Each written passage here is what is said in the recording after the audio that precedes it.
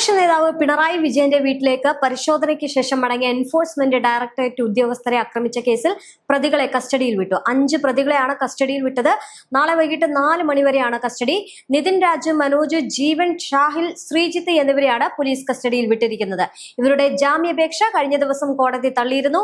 ഹൈക്കോടതി ഉത്തരവിന് പിന്നാലെ വിവിധ ഇടങ്ങളിലായി നടന്ന എൻഫോഴ്സ്മെന്റ് ഡയറക്ടറേറ്റിന്റെ പരിശോധനയ്ക്കിടെയായിരുന്നു സംഭവം ഉണ്ടായത്. തിരുവനന്തപുരത്ത് പിണറായി വിജയൻ താമസിക്കുന്ന വാടക വീട്ടിൽ നിന്ന് പരിശോധന കഴിഞ്ഞ് ഇറങ്ങിയ ഉദ്യോഗസ്ഥർക്ക് നേരെയാണ് ആക്രമണമുണ്ടായത്. ഇതിനിടെ കേസിൽ എൻഫോഴ്സ്മെന്റ് ഡയറക്ടറേറ്റിന്റെ നിർണായക യോഗം കൊച്ചിയിൽ നടക്കുന്നുണ്ട്.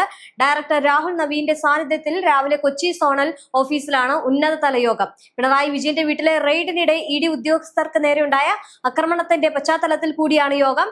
CMRL എക്സാലോജിക് സാമ്പത്തിക ഇടപാട് കേസിലെ തുടർ നടപടികളും യോഗത്തിൽ ചർച്ച ചെയ്യും.